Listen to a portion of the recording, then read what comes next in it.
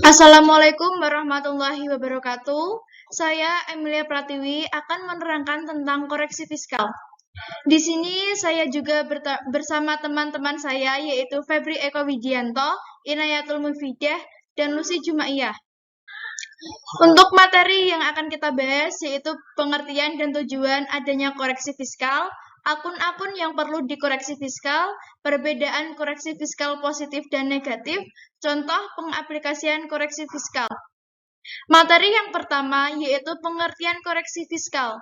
Koreksi fiskal adalah proses pencatatan, penyesuaian, dan pembetulan atas laba komersial yang disesuaikan dengan standar ketentuan perpajakan yang dilakukan oleh wajib pajak sebelum melakukan penyetoran beban pajak. Perkenalkan, nama saya Lucy Jumaya. Saya di sini akan melanjutkan materi koreksi fiskal.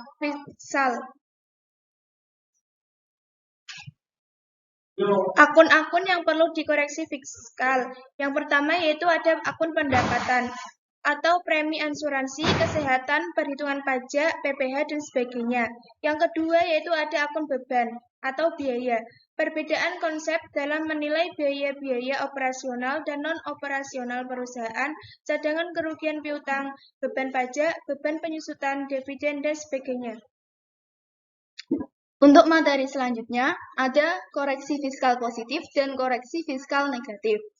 Koreksi positif adalah perbaikan yang dilakukan pada catatan penghasilan dan biaya yang memiliki efek pada kenaikan jumlah biaya wajib pajak.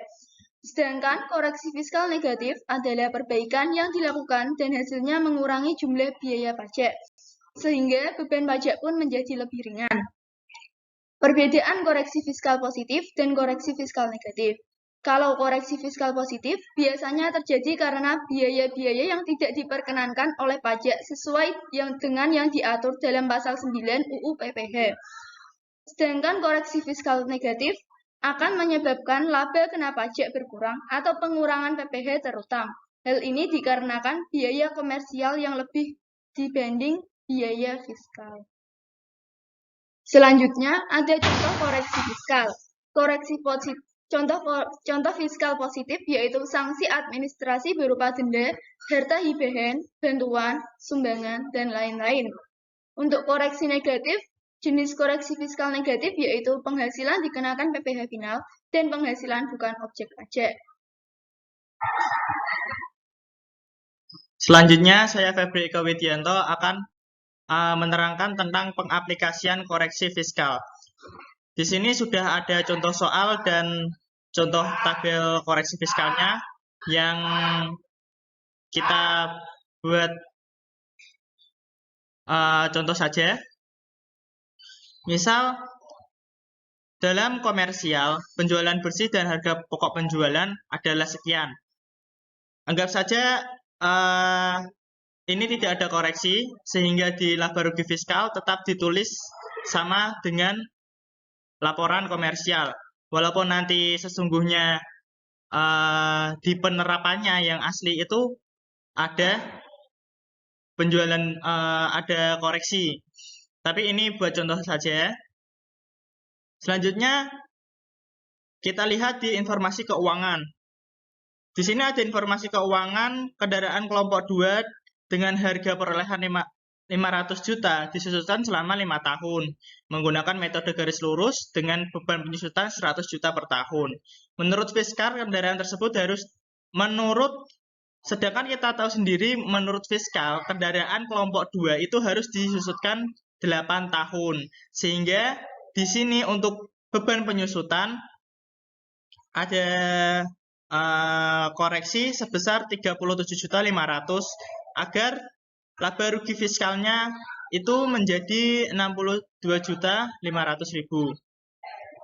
Selanjutnya kita lihat ke informasi keuangan lagi, ada dalam biaya gaji penjualan terdapat pemberian kepada karyawan berupa bahan makanan. Kita tahu sendiri kalau pemberian-pemberian seperti bahan makanan atau bahan pokok itu tidak bisa dianggap beban di laporan fiskal. Jadi di sini kita mengurangi sejumlah 1.500.000 di koreksi positif agar bebannya berkurang. Selanjutnya ada dalam biaya promosi terdapat sumbangan berupa 1 unit meja seharga 500.000. Kita tahu sendiri bahwa sumbangan itu harus melalui Badan Amil Zakat Nasional. Jika tidak, maka sumbangan tersebut tidak dapat diakui di laporan fiskal. Nah, maka dari itu, sumbangan sebesar 500.000 harus kita keluarkan dari biaya promosi. Sehingga biaya promosinya menjadi 4.500.000. Selanjutnya di sini ada juga keterlambatan PPN. Keterlambatan PPN itu tidak bisa dijadikan sebagai pengurang, sebagai beban di laporan fiskal. Maka dari itu kita harus mengeluarkan juga denda keterlambatan PPN agar di laporan hasilnya menjadi 0. Selanjutnya ada penghasilan lain-lain. Penghasilan lain-lain terdiri dari pendapatan bunga dan dividen. Pendapatan bunga yaitu pendapatan yang tidak bisa kita anggap sebagai pendapatan dalam laporan fiskal. Jadi, pendapatan bunga itu harus dikeluarkan dari laporan fiskal. Nah, selanjutnya ada pendapatan dividen. Pendapatan dividen ini bisa dianggap pendapatan di laporan fiskal, ada juga yang tidak bisa dianggap.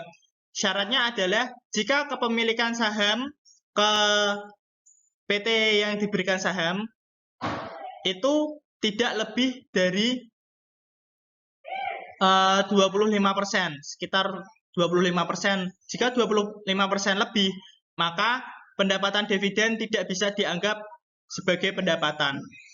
Karena di sini kepemilikan sahamnya hanya sebesar 15%, maka semua pendapatan dividen diakui di laporan fiskal.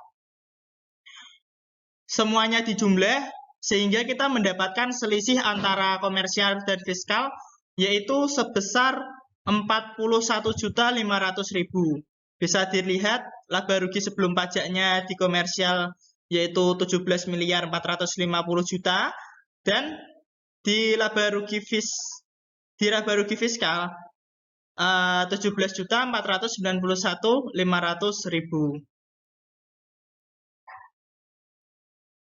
Baik, sekian dari saya. Mohon maaf apabila ada kesalahan. Kami juga mengucapkan terima kasih kepada penonton yang telah menonton video kami. Wassalamualaikum warahmatullahi wabarakatuh. Meski.